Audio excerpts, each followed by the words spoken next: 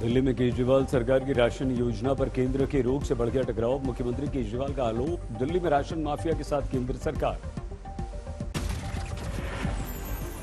इस स्कीम को लागू करने के लिए राज्य सरकार पूरी तरह से सक्षम है, लेकिन हम केंद्र सरकार के साथ किसी तरह का कोई विवाद नहीं चाहते थे। इसलिए हमने एक बार नहीं 5-5 बार आपका अप्रूवल लिया है सर। मुख्यमंत्री केजरीवाल ने कहा, केंद्र सरकार को अगर लेना है क्रेडिट तो वो बांटे घर घर राशन, मुझे जनता की भलाई से ही मतलब। मुख्यमंत्री केजरीवाल ने कोरोना काल में राशन की दुकानों को बताया सुपर स्प्रेडर। केजरीवाल ने केंद्र सरकार से किया सवाल, जब हाईकोर्ट ने राशन योजना पर स्टे से इनकार कर दिया तो फिर आपने रोक क्यों लगाई। केजरीवाल ने कहा, केंद्र ने अप्रूवल न लेना कारण बताकर मेरी योजना खारिज की, लेकिन मैंने 5 बार केंद्र से इस पर मंजूरी ली, लेकिन हर बार आपत्ति दूर की। केजरीवाल ने कहा, जब पिज्जा बर्गर स्मार्टफोन की हो सकती है होम डिलीवरी, तो घर पर राशन की होम डिलीवरी क्यों नहीं। केजरीवाल ने कहा, दिल्ली में राशन माफिया के खिलाफ 17 साल पहले खोला था मोर्चा। राशन माफिया ने मुझ पर 7 बार करवाया था हमला, एक महिला का काटा था गला, मुश्किल से बची थी उसकी जान।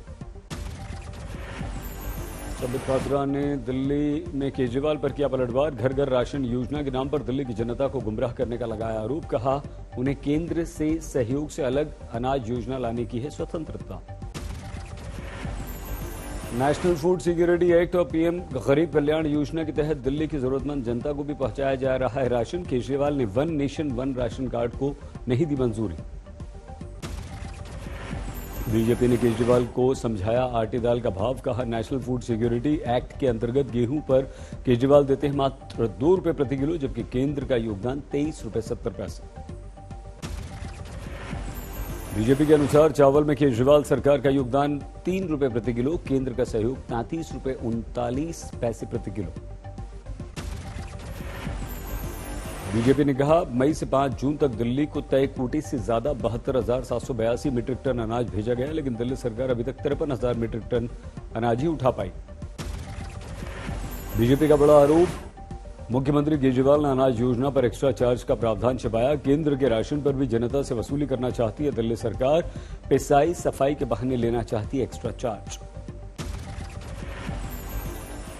37,400 मीट्रिक टन राशन या अनाज आज तक दिल्ली को मोदी जी ने भेजा है। ये जो नेशनल फूड सिक्योरिटी एक्ट है, इसके अंतर्गत 37,400 मीट्रिक टन राशन या अनाज आज तक दिल्ली को मोदी जी ने भेजा है।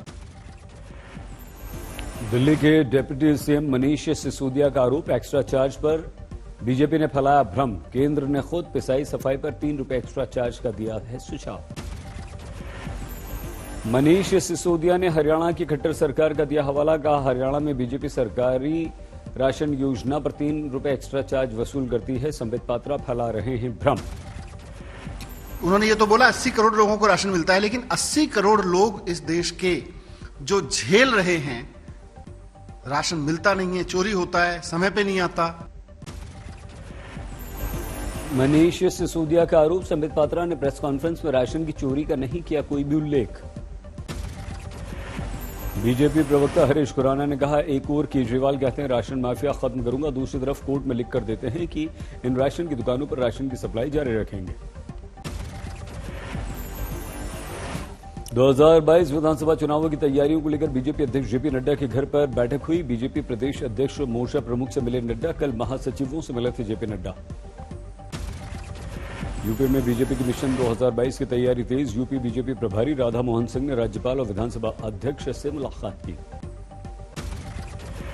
यूपी बीजेपी अध्यक्ष स्वतंत्र देव सिंह ने राधा मोहन सिंह की राज्यपाल और विधानसभा अध्यक्ष से मुलाकात को शिष्टाचार मुलाकात बताया। 2022 में योगी के नेतृत्व में ही बीजेपी लड़ेगी चुनाव। स्वतंत्र देव सिंह का आज बरेली दौरा। पार्टी के कई संगठनात्मक कार्यों में लेंगे हिस्सा। यूपी बीजेपी अध्यक्ष स्वतंत्र देव सिंह आज बरेली में दिवंगत विधायक केसर सिंह के घर भी जाएंगे, देंगे श्रद्धांजलि। मशहूर अभिनेता दिलीप कुमार की बिगड़ी सेहत, मुंबई के हिंदुजा अस्पताल में भर्ती। दिलीप कुमार को सांस लेने में तकलीफ। 98 साल के हैं दिलीप कुमार। यूपी के इटावा में कोरोना प्रोटोकॉल की धज्जियां उड़ाने वाले एसपी नेता और पंचायत सदस्य धर्मेंद्र यादव के समर्थकों पर कार्रवाई, 34 गिरफ्तार, 24 गाड़ियां सीज। कल इटावा में उड़ी थी कोरोना की धज्जियां, गैंगस्टर एक्ट में बंद समाजवादी पार्टी के जिला पंचायत सदस्य की रिहाई पर निकला था गाड़ियों का लंबा चौड़ा काफिला। एसपी नेता पंचायत सदस्य धर्मेंद्र यादव के काफिले में किसी शख्स के चेहरे पर नहीं था मास्क, सैकड़ों गाड़ियों के काफिले के साथ निकला था रिहाई का जुलूस। हमारे देश में कोरोना की दूसरी लहर पड़ी थोड़ी सुस्त, पिछले 24 घंटों में सामने आए 1,14,000 केस, 460 पिछले 60 दिनों में सबसे कम आंकड़ा। 24 घंटों में 2,677 लोगों की कोरोना ने जान भी ली। हमारे देश में अब तक कोरोना के 3,46,559 लोगों की मौत। देश में फिलहाल 14,77,799 एक्टिव केस। देश में अब तक 23,13,22,417 लोगों को लगी वैक्सीन। दिल्ली में कोरोना पर धीरे धीरे लग रहा है अंकुश, पिछले 24 घंटों में सिर्फ 414 नए मामले। दिल्ली में 24 घंटों में 60 लोगों की मौत। महाराष्ट्र में पिछले 24 घंटों में 13,659 नए केस। 24 घंटों में 300 लोगों की महाराष्ट्र में मौत। मुंबई में 866 नए केस, 29 की मौत। यूपी में कल से खत्म होगा कोरोना, लेकिन मेरठ, लखनऊ, सहारनपुर, गोरखपुर में कोई ढील नहीं मिलेगी। कल से यूपी के सिर्फ 4 जिलों में रहेगा कोरोना कर्फ्यू, लेकिन नाइट कर्फ्यू में कोई ढील नहीं होगी। यूपी में कोरोना की दूसरी लहर सुस्त, 24 घंटों में 1100 मामले सामने आए। प्रियंका गांधी का मोदी सरकार पर वार, दूसरी लहर की चेतावनी के बावजूद ऑक्सीजन बेड, वेंटिलेटर की संख्या घटाने का आरोप। प्रियंका के अनुसार 2020 से जनवरी 2021 तक मोदी सरकार 36% oxygen bed, 46% ICU bed, 28% ventilator हटा चुकी है। दिल्ली के जीबी पंत अस्पताल में नर्सिंग स्टाफ को हिंदी या अंग्रेजी में बात करने का निर्देश वापस लिया गया। Govind Ballabh Pant institute of post graduate medical education research ने जारी किया था सर्कुलर। जीबी पंत अस्पताल में स्टाफ के हिंदी अंग्रेजी के अलावा किसी भी भाषा के इस्तेमाल पर सख्त कार्रवाई का निर्देश था। मलयालम भाषा में बात करने वाले स्टाफ मरीजों को परेशानी हो रही थी। कांग्रेस ने सर्कुलर को बनाया मुद्दा, राहुल गांधी ने किया ट्वीट, मलयालम भी दूसरी भाषाओं की तरह एक भारतीय भाषा, बंद करो भाषा का भेदभाव। शशि थरूर ने किया ट्वीट, जीबी पंत में नर्सिंग स्टाफ को मातृभाषा बोलने से रोकना असभ्य और अशोभनीय। यूपी में प्रशासनिक और प्रबंधीय कार्यों में लगे डॉक्टर्स को तत्काल कार्यमुक्त करने के निर्देश। पुंछ में आज वीकेंड कर्फ्यू का सख्ती से पालन, दुकानें बाजार बंद, पसरा पड़ा सन्नाटा। कोलकाता में वैक्सीनेशन को गति देने के लिए ऑनलाइन ऑन व्हील की स्कीम चलाई गई। इंदौर में शादी के दौरान कोरोना कर्फ्यू का जबरदस्त उल्लंघन, शराब वर वधू पक्ष पर दोनों पर होगी कार्रवाई। जूनागढ़ में लॉकडाउन के सन्नाटे से रिहायशी इलाकों में जंगल में मंगल जैसा दृश्य। जूनागढ़ में कोरोना के बढ़ते मामलों के कारण नाइट कर्फ्यू लागू है। ऐसे में सन्नाटे के बीच शेर सड़क पर आ जाते हैं। ग्वालियर में गजराज मेडिकल कॉलेज से 50 सीनियर रेजिडेंट डॉक्टर्स बर्खास्त, जूनियर डॉक्टर्स के समर्थन में हड़ताल का सख्त फैसला। गजरा राजा मेडिकल कॉलेज के डीन के अनुसार बर्खास्त डॉक्टर्स की जगह जल्द होगी नियुक्ति। कर्नाटक के शिवमोगा में कांग्रेस ने डिप्टी कमिश्नर के दफ्तर पर किया प्रदर्शन, डीजल पेट्रोल के बड़े दामों का उठाया मुद्दा। विशाखापट्टनम में लेफ्ट ने भी उठाया महंगे पेट्रोल डीजल का मुद्दा, पेट्रोल पंप पर किया प्रदर्शन। गाजियाबाद में किसान यूनियन ने डीएम के दफ्तर के बाहर किया प्रदर्शन, कृषि कानून वापसी का मुद्दा। टोना के विधायक देवेंद्र सिंह बबली ने किसानों से हुए विवाद के बाद मांगी माफी।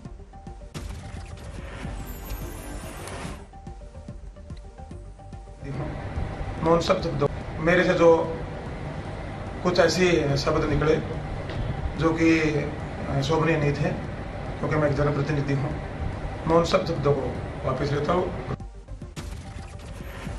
विधायक की माफी के बाद खत्म नहीं हुआ धरना, सारी रात धरने पर बैठे रहे किसान। जोगिंदर नैन ने कहा, गिरफ्तार किसानों की रिहाई तक जारी रहेगा प्रदर्शन।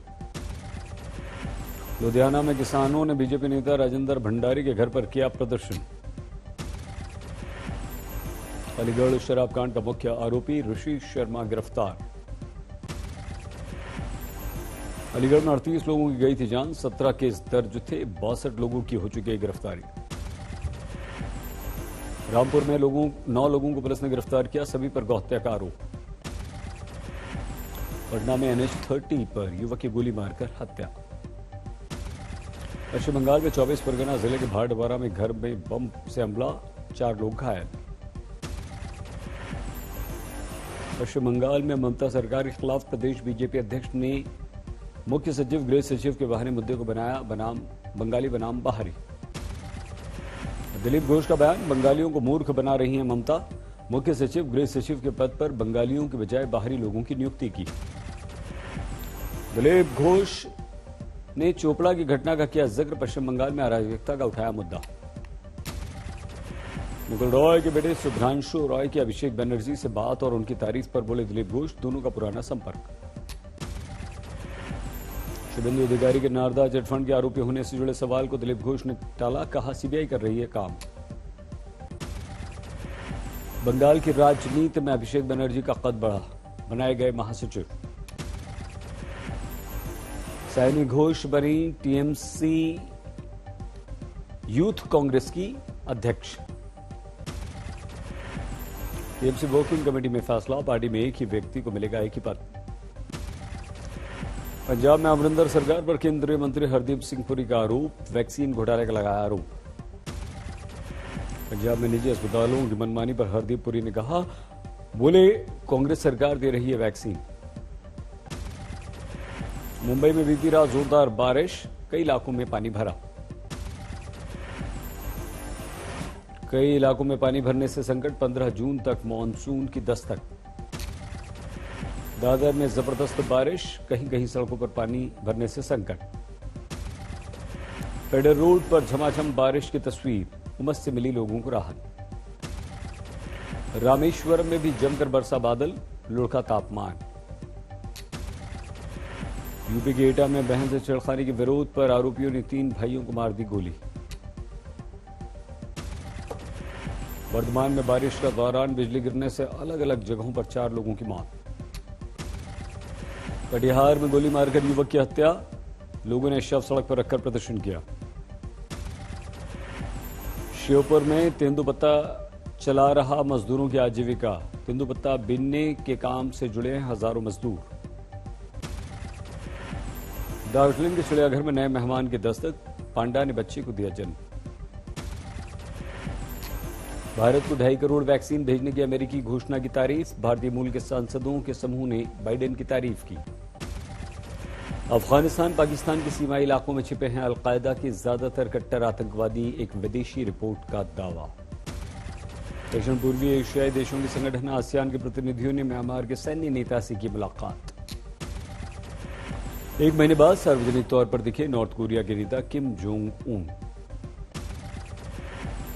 चीन के हानान में कोल खदान में भयानक विस्फोट, 2 की मौत, 6 घायल।